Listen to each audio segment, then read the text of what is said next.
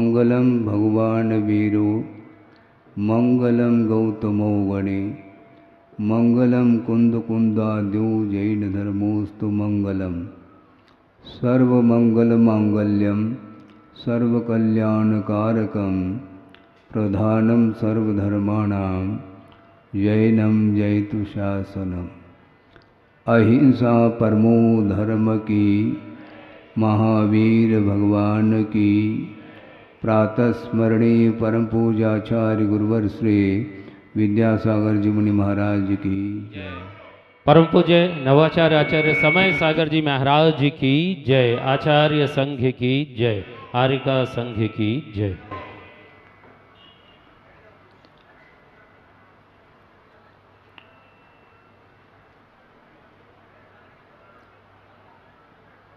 आगम के आधार से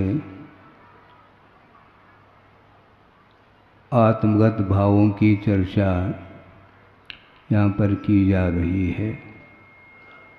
कुछ भाव उत्पन्न होते हैं आत्मा में जो कि परसापेक्ष हुआ करते हैं, और कुछ भाव ऐसे भी उत्पन्न होते हैं जो कर्म निरपेक्ष हुआ करते हैं।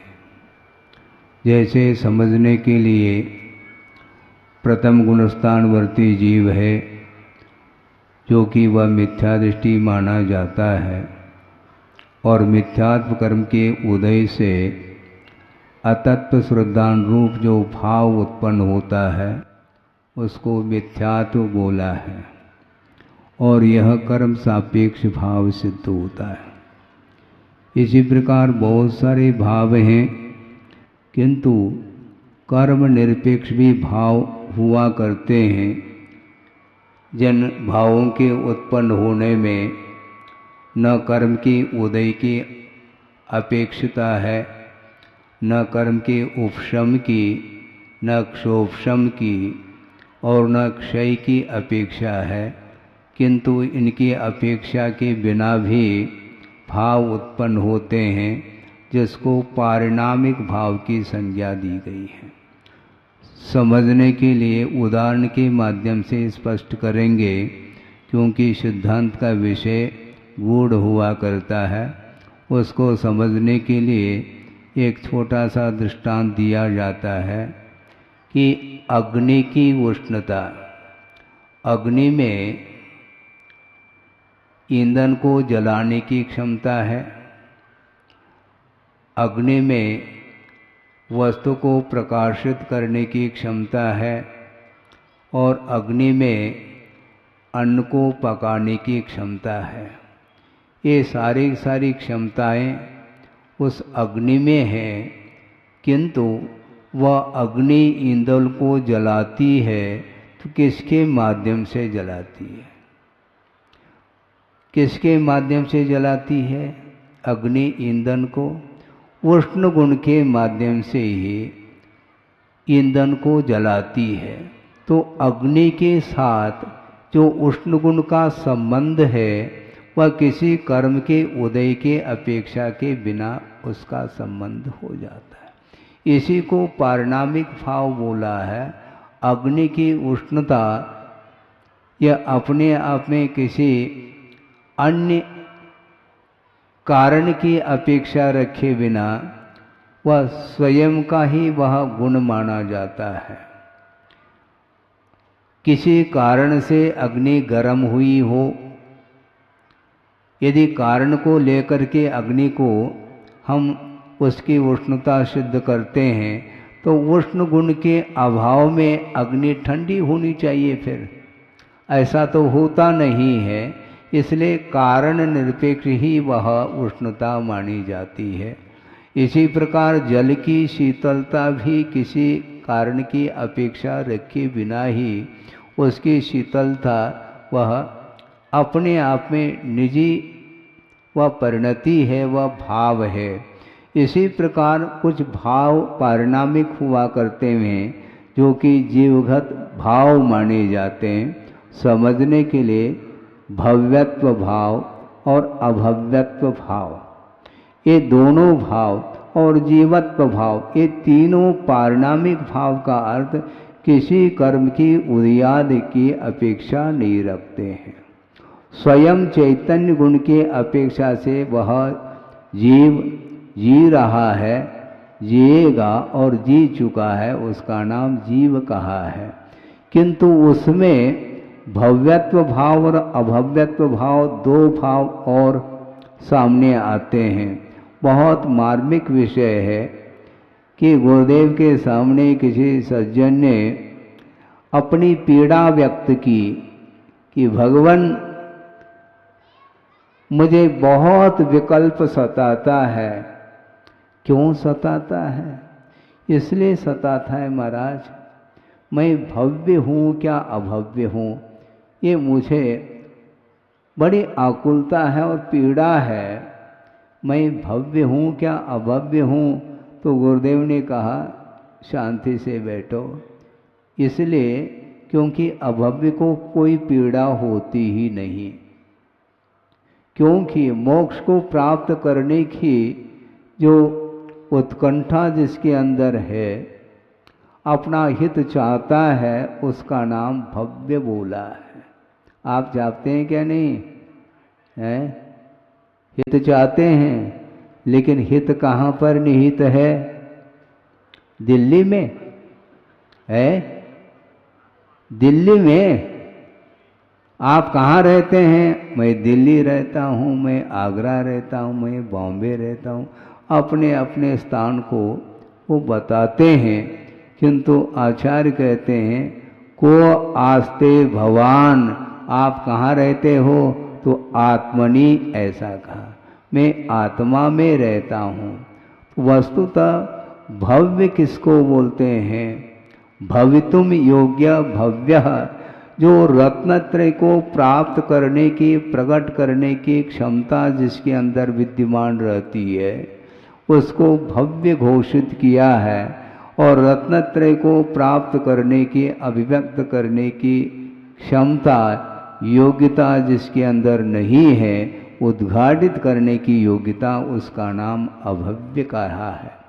और यह भव्य और अभव्य जो विषय हैं, ये दोनों पारिणामिक भाव हैं और छद्मस्त ज्ञान गम्य नहीं हैं, क्योंकि ये दोनों भाव केवल ज्ञान गम्य हैं। केवल ही भगवान ही जान सकते हैं कि कौन भव्य है और कौन अभव्य है। यह विषय न अवधि ज्ञान का विषय बनता है, न मनपर्य ज्ञान का विषय बनता है। गणधर परमेष्टि भी नहीं जान पाएंगे कि कौन भव्य है और कौन अभव्य है। अनुमान से जाना अलग वस्तु, किंतु प्रत्यक्ष ज्ञान का विषय बनता है। तो आचार्य ये कहना चाह रहे हैं कि महाराज, जब केवल ज्ञान का जब ये विषय बनता है, तो हम और आप जान नहीं पाएंगे कि सभा में कौन भव्य और कौन अभव्य है। कम से कम इसकी पहचान तो होनी चाहिए। इस प्रकार द्रव्य संग्रह ग्रंथ में शिष्य ने जिज्ञासा व्यक्त की है, भगवान कि भव्य की क्या पहचान है? तो उत्तर ये दिया है कि भव्य की कोई पहचान नहीं है, वह दिव्य ज्ञान का विषय। फिर भी महाराज मोटे रूप से कम कोई लक्षण, कोई पहचान हो सकती है क्या? तो उत्तर देने का प्रयास ये किया है, और गुरुदेव ने भी बहुत अच्छे ढंग से इस विषय को हम लोगों के सामने रखा है। वो ये है कि कोई भी कार्य संपादित होता है तो वह द्रव्य, क्षेत्र, काल, भव और भाव के माध्यम से हुआ करता है। समझ रहे हैं आप? द्रव्य, क्षेत्र, काल, भव और भाव के माध्यम से ही कोई भी कार्य संपादित होता है, चाहे वह लौकिक कार्य हो अथवा परमार्थ संबंधी कार्य हो। तो ऐसी स्थिति में द्रव्य मिला, यानी मोक्ष प्राप्त करने योग्य जो शरीर है, औदारिक शरीर है, और उसमें भी मनुष्य भव मिला। और क्षेत्र कौन सा मिला? आर्यखंड मिला। और आर्यखंड में भी उत्तम कुल की प्राप्ति हुई। बहुत सारे कुल हैं, न बड़कुल से कोई मतलब है हमें यहाँ पर, न छोटे कुल से मतलब है, किंतु उच्च कुल में जो पैदा होता है वह उत्तम कुल माना जाता है, जिस कुल के माध्यम से रत्नत्रय को प्राप्त करने के लिए वह कुल कारण सिद्ध होता है।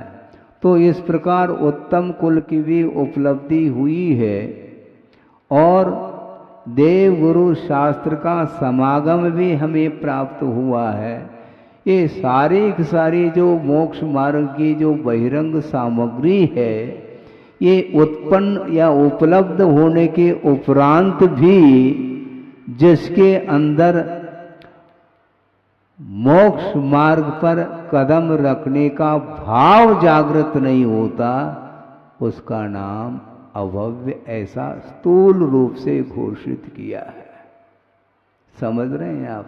और बहुत अच्छा उदाहरण भी फिट किया है गुरुदेव ने, वह भी आपके सामने रख दूं ताकि विषय और स्पष्ट हो जाए। मान लो किसी ने आपको निमंत्रण दिया है, किसके लिए? भोजन के लिए, और आपके मन पसंद की जो व्यंजन हैं वो सारे सारे स्वादिष्ट भोजन आपके सामने परोस दिए गए और बड़े आदर के साथ, विनय के साथ बोला गया कि भाई साहब आप भोजन प्रारंभ करें। इसके उपरांत भी वह मौन बैठा है, भोजन नहीं कर रहा है। अब जिन्होंने निमंत्रण दिया था उनके मन में लगा कि या हमने अच्छे अच्छे व्यंजन तैयार किए हैं, स्वादिष्ट, और अच्छी मात्रा में भी परोस दिया गया, इसके उपरांत भी ग्रास क्यों नहीं बना रहे, वो भोजन क्यों प्रारंभ नहीं कर रहे हैं। उन्होंने सोचा एक आध और कोई भूल हो गई हो, उसको भी रख लें। इसके उपरांत भी भोजन प्रारंभ नहीं कर रहा है। तो गुरुदेव ने ये कहा था कि इसमें दो विकल्प होते हैं। एक तो यह विकल्प है कि या तो वह भोजन करके आया है, एक बात, नहीं है तो उसको भूख नहीं लगी। तीसरा कोई यहाँ पर विकल्प ही उत्पन्न नहीं होता। भूख लग जाए और भोजन न करें, ऐसा संभव नहीं है। उसी प्रकार द्रव्य क्षेत्र आदि की निमित्त की पूरी पूरी सामग्री उपस्थित हो, इसके उपरांत भी मोक्ष मार्ग पर कदम नहीं उठते हैं, भाव नहीं उत्पन्न होते हैं, तो उसके लिए अभव की संज्ञा मोटे रूप से दी गई है। और बिल्कुल ये उचित विषय है, क्योंकि भूख भी लग जाए और भोजन न करें, पर्याप्त मात्रा में भोजन सामग्री सामने हो और न करें, ऐसी बात बनती नहीं है।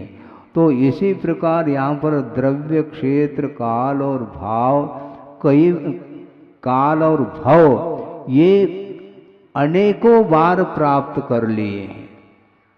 मनुष्य भव भी अनंत बार प्राप्त कर लिए हैं और विदेह क्षेत्र आदि को भी प्राप्त कर लिया, चतुर्थ काल को भी प्राप्त कर लिया, वज्र वृषभ नाराज सहनन आदि जो मुक्ति के लिए कारण हैं उनको भी उपलब्ध कर लिया।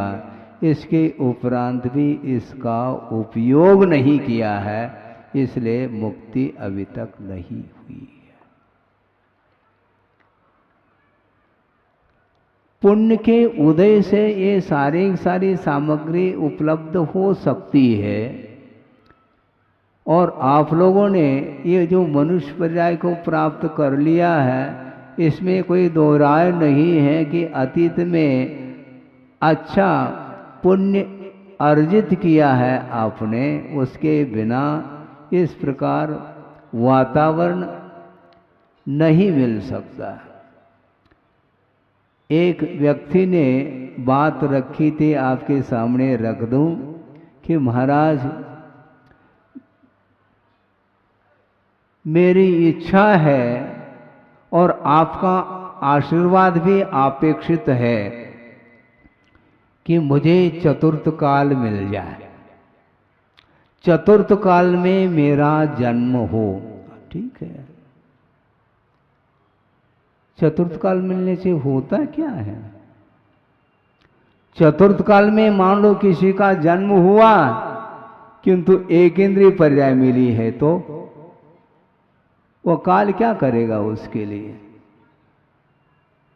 चतुर्थ काल मिला और विकलेंद्रिय पर्याय प्राप्त हो गए, द्विंद्रिय, तीन्द्रिय, चौरेंद्रिय, असंगी, पंचेंद्रिय।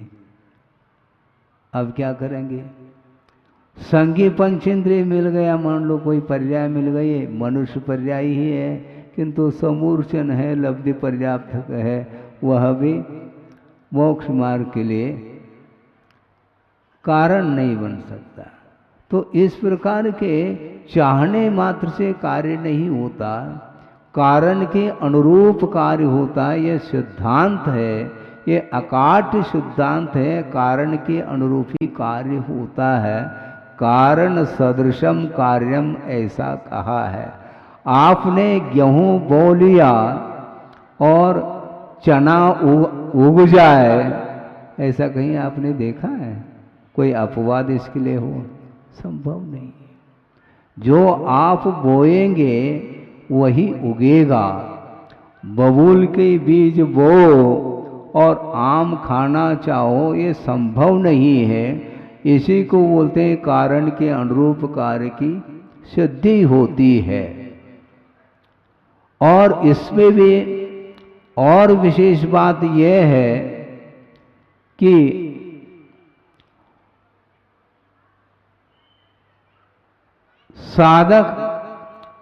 साधक कारण और बाधक कारण, ये दो कारण हैं। साधक कारण की उपस्थिति और बाधक कारण की अनुपस्थिति, तो कार्य की निष्पत्ति। कार्य का जो प्रादुर्भाव होता है तो उस कार्य में जितने भी व्यवधायक तत्व हैं उनका अभाव करना अनिवार्य सिद्ध होता है। और बाधक कारण का अभाव होने के उपरांत साधक कारण का जब सद्भाव होता है उसके माध्यम से ही कार्य का प्रादुर्भाव होता है, ऐसा कहा है। इसलिए जितने भी बहिरंग निमित्त हैं वे उपलब्ध होने के उपरांत भी आत्माश्रित जो भाव हैं वह पवित्रतम भाव यदि उत्पन्न नहीं होते हैं तो ये सारे निमित्तों का मिलना और नहीं मिलना ये बराबर सिद्ध हो जाता है। इसलिए आगम के माध्यम से सारा विषय आपके सामने आ रहा है। बड़ी विचित्र दशा है। और दूसरी बात यह है, पुण्य का अर्जन करना बहुत सरल है। क्यों महाराज? सरल इसलिए है कि पुण्य का जो संचय होता है वह कषाय की मंदता में होता है। कषाय की मंदता में पुण्य का संचय हो जाता है। जो उत्तम कुल में उत्पन्न नहीं हुए हैं, निंदनीय कुल में भी मान लो उत्पन्न हुए हैं, फिर भी कषाय की मंदता के माध्यम से पुण्य का संचय कर लेते हैं और उनका भी विकास होता है और वे स्वर्गादिक में उत्पन्न होते हैं। इसलिए पुण्य का संचय करना उतना महत्वपूर्ण नहीं है, किंतु पुण्यानुबंधी जो पुण्य है उसका संचय करना बहुत दुर्लभ है। साथ से पुण्य का जो संचय करता है वह पुण्य ही मोक्ष मार्ग में सहायक सिद्ध होता है। बहुत कठिन काम है। आपने पूजन किए हैं, प्रभु की पूजा कर ली, गुरु की भी पूजा कर ली। एक प्रसंग याद आ रहा है कि आप लोग पूजन करते हैं और आपके उस पूजन को आचार्य महाराज एकाग्र होकर के उसको सुन भी रहे हैं और देख भी रहे हैं, किंतु प्रत्येक व्यक्ति का चिंतन वहां तक पहुंच नहीं पाता जहां तक गुरुदेव का चिंतन पहुंच जाता है। उनकी कितनी सूक्ष्म दृष्टि होगी, आपकी दृष्टि वहां तक नहीं पहुंच पाती। और रामटे की बात है, आर्य का संघ भी वहां पर था और एक प्रसंग दिया था, और वह प्रसंग ये था कि पूजन करने के लिए पूजन सामग्री आप लेते हैं, उसको क्या बोलते हैं? अष्टमंगल द्रव्य। अष्टमंगल द्रव्य के माध्यम से प्रभु की अथवा गुरु की, शास्त्र की पूजा होती है। उस द्रव्य को मंगल क्यों कहा? सोचने की बात है। अष्टमंगल द्रव्य आपने थाली में उसको व्यवस्थित करके रखा है, धो करके शुद्ध करके रखा है, लेकिन उसको अष्टमंगल क्यों बोला है? वो पूजन सामग्री है, भोजन सामग्री नहीं। जबकि वह सामग्री दुकान में ही मिली है, वहीं से ले आए आप, बादाम भी ले आए, श्रीफल भी ले आए, अक्षत भी ले आए, और भी जो भी सामग्री सब लेकर के आए हैं, किंतु वह वस्तु एक होकर के भी दृष्टि का अंतर है। भोजन करने के लिए बैठते हैं, उस समय भी भोजन थाली में बादाम परोस दिए गए हैं, किंतु वह अष्टमंगल द्रव्य के अंतर्गत नहीं आ सकता वो, क्योंकि वह मोक्ष फल प्राप्त ये बोला नहीं जा रहा है। इससे स्पष्ट है भोजन करने के लिए वह सामग्री रखी गई है, वस्तु वही है, किंतु दृष्टिकोण भिन्न है, इसलिए मंगल द्रव्य कहा। मंगल का अर्थ क्या होता है? धीरे धीरे मैं विषय रख रहा हूं। मंगल का अर्थ क्या होता है? मलम पापम गालयति विध्वंसयति दूरी करोति इति वा मंगलम। जो पाप रूपी मल को जो समाप्त कर दे, उसका नाम मंगल कहा है। उस द्रव्य के माध्यम से पाप धुल जाते हैं, पाप का प्रक्षालन होता है, उसका नाम वह मंगल माना गया है। और एक बहुत अच्छा प्रसंग, इसी प्रसंग को लेकर के आपके सामने रख लूं। सन 75 की बात है, फिरोजाबाद में गुरुदेव का चातुर्मास हुआ था। उस समय उनके संग में मैं भी था, किंतु ब्रह्मचर्य अवस्था में मैं था। और चातुर्मास संपन्न होने के उपरांत विहार करते करते कहाँ पहुँच गए? सोनागिरी पहुँच गए, और वहाँ पर हम लोगों की क्षुल्लक दीक्षा हो गई।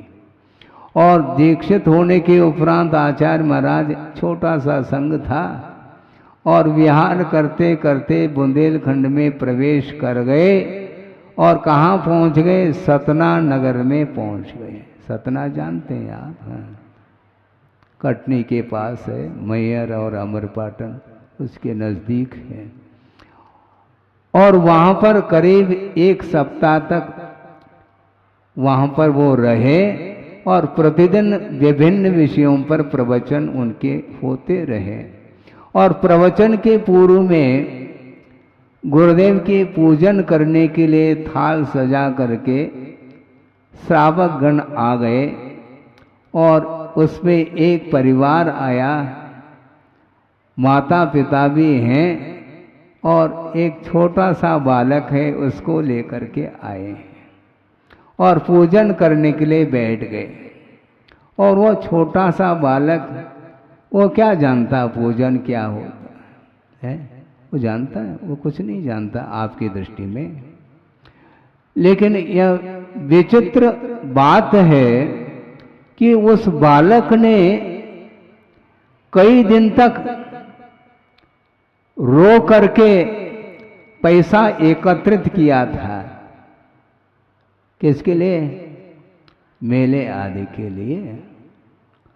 और उस पैसे के माध्यम से उसने चॉकलेट खरीदी और परिवार के साथ आया है। और माता पिता बैठे हैं पूजन करने के लिए। और जो ही मोक्ष फल प्राप्त ये फलम कहा और उस बालक ने भी चॉकलेट चढ़ा दी। सोचो, विचार करो, इसको बोलते हैं धार्मिक संस्कार। और बुंदेलखंड की ये विशेषता मैं मानता हूँ। आज लगभग 45-50 साल हो गए मुझे गुरुदेव के सानिध्य में रहते हुए। और यहाँ वातावरण किस रूप में पहले था और वर्तमान में किस रूप में वातावरण देखने में आ रहा है, ये सबको ज्ञात है। अर्थ यह है वह छोटा सा बालक है किंतु उसके अंदर संस्कार आ चुके हैं धर्म संबंधी। वह परिभाषा नहीं जानता धर्म किसको बोलते हैं, इसके उपरांत भी चढ़ाना जानता है। वह बालक है, आपके दृष्टि में नादान है, किंतु वह उस चॉकलेट को मुख में नहीं लिया किंतु चढ़ा दिया। निर्वाण लाडू चढ़ाता है क्या? नहीं है, बालक के हाथ में भी है लेकिन वो चढ़ाता है। ये संस्कार कैसे आते हैं?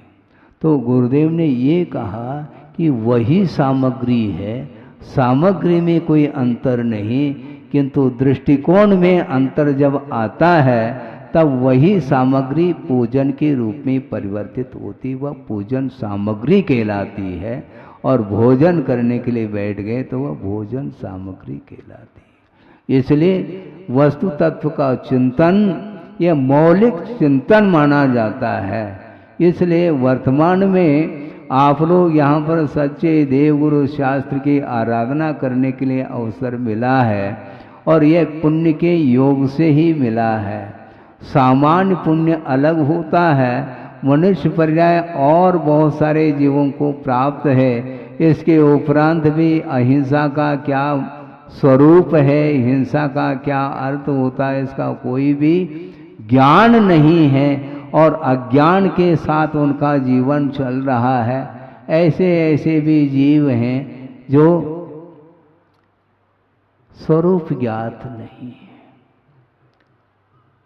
स्लॉटर हाउस खुले हुए हैं, वहाँ पर खुलेआम बिल्कुल यांत्रिक जो कत्ल खाने खुले हैं, वहाँ पर पशुओं का वध हो रहा है और वह दृश्य वह उसके सामने है। वह स्वयं इस प्रकार का कार्य कर रहा है लेकिन बुद्धि काम नहीं कर रही है। इसको बोलते हैं पतन। ये पतन के लिए कारण है। हालांकि जो पशु पर्याय जिसने पाली है उसका भी तीव्र पाप कर्म का ही उदय है और अतीत भव में उसने भी अज्ञानता के कारण ऐसे ऐसे कृत्य किए हैं जिसके फल स्वरूप उस पशु पर्याय को प्राप्त कर ली है, किंतु मनुष्य पर्याय प्राप्त होने के उपरांत भी वध का भाव कर रहा है। इसको बोलते हैं अज्ञान का यह परिपाक माना जाता है। मनुष्य पर्याय को प्राप्त करने के उपरांत भी उसके अंदर अनुग्रह का भाव नहीं, करुणा का, दया का, अनुकंपा का भाव नहीं। और जिसके अंदर ये भाव विद्यमान है उसी का कल्याण होने वाला है। आप लोग यहाँ पर बैठ करके आपने प्रवचन सुन लिए, अब आगे क्या करेंगे यह आपका विषय है। प्रवचन समाप्त हो गया और इस परिसर से बाहर पहुंच गए और वहाँ का जो वातावरण है वह आपको इफेक्ट कर लेता है। होता है क्या नहीं? यहाँ बैठे इसी को बोलते हैं द्रव्य क्षेत्र इत्यादि का प्रभाव रहता है। जिस समय आप पूजन कर रहे होते हैं उस समय परिणामों में पवित्रता आती है, और जिस समय टेलीविजन पर बैठे हैं तो वहां पर राग का दृश्य आप देख रहे हैं, आपके अंदर पवित्र भाव संभव नहीं है।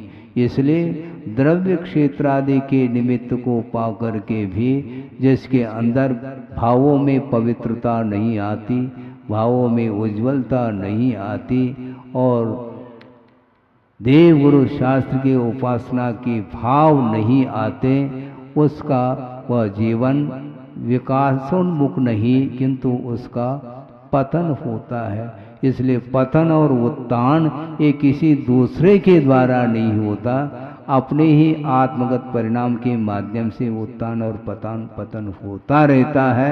इसलिए अनंत काल व्यतीत हुआ है, अब हमें जागृत होना है, यहाँ से बाहर जाने के लिए नहीं है? जागृत होने का अर्थ ये है भगवान अब कितने काल तक और संसार में रहना है? अनंत काल व्यतीत हुआ है, इसके उपरांत भी परिणामों में अंतर नहीं आया।